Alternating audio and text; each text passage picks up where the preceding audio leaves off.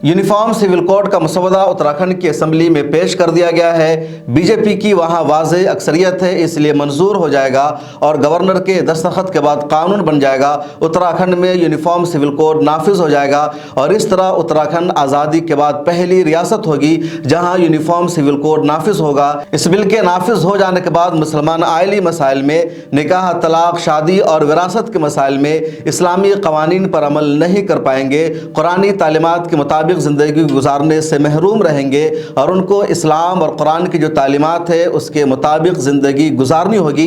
इस बिल में क्या क्या बातें मुसलमानों के ख़िलाफ़ है उसकी पूरी तफसील आगे हम आपको बताएंगे। आज उत्तराखंड के चीफ मिनिस्टर पुष्कर धामी ने जब इस मसौदा को बिल को असम्बली में पेश किया तो बीजेपी के अरकान ने जय श्री राम और वंदे मातरम का नारा लगाकर इसका खैर मकदम किया। तकरीबन 800 पेजेस पर यह बिल मुश्तमिल है, 400 से ज़्यादा दफ़ात है और इसमें निकाह, तलाक, शादी जैसे मसाइल पर ही ज़्यादा गुफ्तगू की गई है। सुप्रीम कोर्ट ऑफ इंडिया की रिटायर्ड जज रंजना प्रकाश देसाई की क़यादत में 5 रुकनी बेंच ने इस ड्राफ्ट को तैयार किया है। 2 लाख से ज़्यादा लोगों के सजेशन भी आए थे इस ड्राफ्ट को तैयार करने के लिए। यूनिफॉर्म सिविल कोड के इस मसौदा में यह बात भी वाज़ेह तौर पर लिख दी गई है कि शेड्यूल कास्ट और शेड्यूल ट्राइब इससे मुस्तस्ना है, यानी यूनिफॉर्म सिविल कोड का इतलाक शेड्यूल ट्राइब और शेड्यूल कास्ट पर नहीं होगा।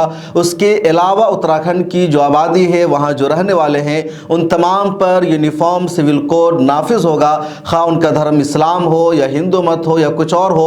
SC ST को इससे अलग रख दिया गया है। मुसलमानों के लिए इसमें क्या क्या अहम है और किस वजह से मुसलमानों को इस्लामी तालीमात के मुताबिक ज़िंदगी गुजारने से महरूम होना पड़ेगा, 10 पॉइंट में उसको हम समझते हैं। इस मसौदा में पहले नंबर पर यह कहा गया है कि मर्द की जो उम्र है शादी की वो 21 साल होगी और लड़की की शादी की उम्र 18 साल होगी। शादी का रजिस्ट्रेशन लाजिम होगा। अगर किसी ने शादी का रजिस्ट्रेशन नहीं कराया तो 20,000 रुपये का जुर्माना उस पर आयद किया जाएगा और सरकारी सहूलियात से उसको महरूम रखा जाएगा।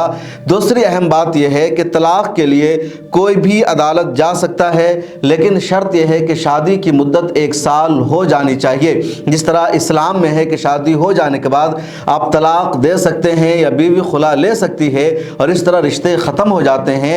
यूनिफॉर्म सिविल कोड नाफिज हो जाने के बाद उत्तराखंड में तलाक लेने के लिए अदालत जाना पड़ेगा। अदालत जाए बगैर तलाक का इख्तियार नहीं होगा और यह भी ज़रूरी है कि शादी के ड्यूरेशन को 1 साल हो जाना चाहिए।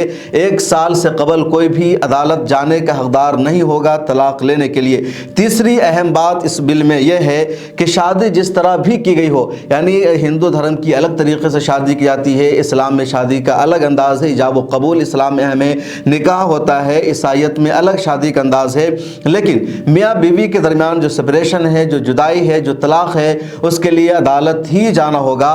मजहबी एतबार से या कुरान के एतबार से, इस्लामी तालीमात के एतबार से मुसलमानों को भी तलाक लेने और देने का इख्तियार नहीं होगा।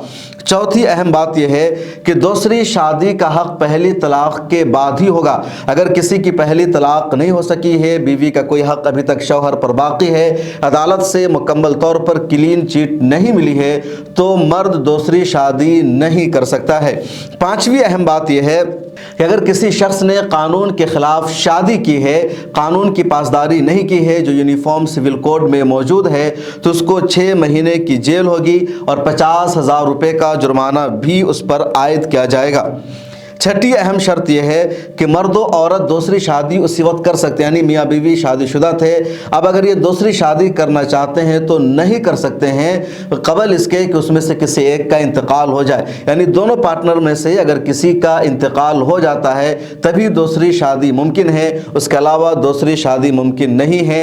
मुसलमानों को अल्लाह ताला ने 4 शादियों की इजाज़त दी है, लेकिन उत्तराखंड में रहने वाले मुसलमान इस कानून के नाफिज हो जाने के बाद 1 से ज़्यादा शादी नहीं कर सकते हैं। बैक वक्त 4 शादी पर पाबंदी आयद कर दी गई है।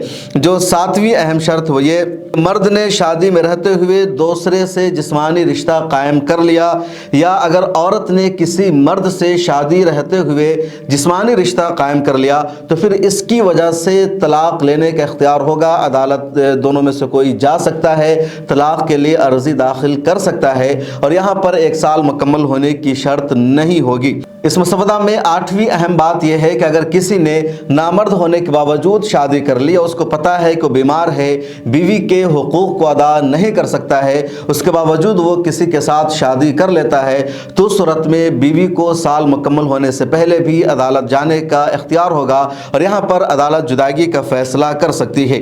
9वीं बात इस मसवदा में अहम यह है कि अगर मर्द ने अपनी बीवी के रहते हुए किसी दूसरी औरत के साथ रेप किया है, जिस्मानी रिश्ता कायम किया है, या बीवी शादीशुदा होने के बावजूद किसी दूसरे मर्द के साथ सेक्स करती है, जिस्मानी रिश्ता बनाती है, वो प्रेग्नेंट हो जाती है, तो उस सूरत में दोनों में से किसी को भी तलाक के लिए अदालत में अर्जी दायर करने का इख्तियार होगा।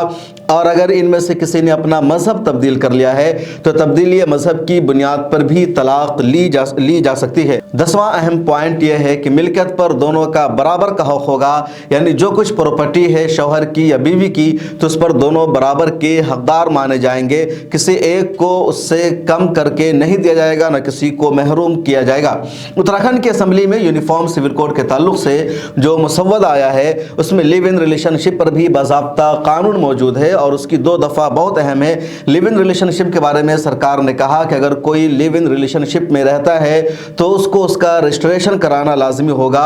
अगर किसी ने लिव इन रिलेशनशिप में रहने की इत्तला सरकार को नहीं दी तो उस पर 25,000 रुपये का जुर्माना आयद किया जाएगा और ऐसे लोगों को जेल की सज़ा भी हो सकती है।